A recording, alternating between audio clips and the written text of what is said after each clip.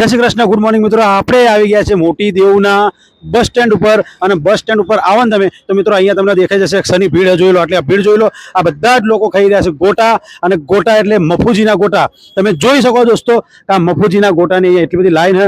અને અહીંયા આ ભઠ્ઠીમાં લાકડાની ભઠ્ઠીની અંદર આ ગોટા બનાવવામાં આવું એકદમ દેશી પદ્ધતિથી. જોરદાર. આ છે આપણે મફુ કાકા. મફુ કાકા મજામાં? ભાઈ આ બાજુથી મફુ કાકા લો. હું લોટ બધો. હા, ગોટાનો લોટ બધો. ગોટાલો. વાહ ભાઈ વાહ. ગોટાનો લોટ બોધવાનું ચાલુ હોય અને એકદમ જોરદાર લીલોતરી. આ ટ્રાફિક જોઈ શકો તમે, એક જબરદસ્ત હમણાં ટ્રાફિક. અને કેટલા વર્ષથી મફુ કાકા આપણા દુકાને? 35-37 વર્ષથી ગોટા લોકોને ખવડાવે. પણ જબરદસ્ત ગોટા આપણે ટેસ્ટ કરીએ પછી તમને બતાવીએ. તો દોસ્તો આપણે આ મફુ કાકાના ગોટા આવી ગયા. તો આપણે ટેસ્ટ કરીએ. આ કઢીમાં તો સાહેબ વરાળ વરાળ વરાળ ઉડે. જો આમ લાય જેવી એકદમ ગરમા ગરમ ગોટા.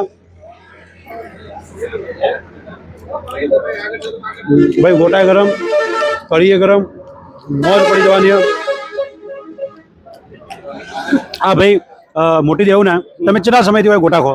અમે લગભગ હમણાં ત્યારથી ચાલુ જ છે અમારું ગોટા ખાવાનું. અચ્છા, ગોમ આવે એટલે ખાઈ લેવાનું? આવે અમે ગોટા ખાઈ જ લઈએ. વાહ ભાઈ વાહ. મોટી દેવું ના એ તો ખાઈએ જ છે. તમે ભાઈ તમને કેવા લાગે ગોટા? એક નંબર. બહુ વાત કરો. અહીંયા આવો ને તમે મહેસાણાથી ઊંચા રોડ ઉપર, એટલે એક વખત અવશ્ય ખાવા જોઈએ. વાહ ભાઈ વાહ. તમારે પણ ખાવા હોય મોટી દેવના સ્ટેશન ઉપર મફુજીના ગોટા પહોંચી જજો.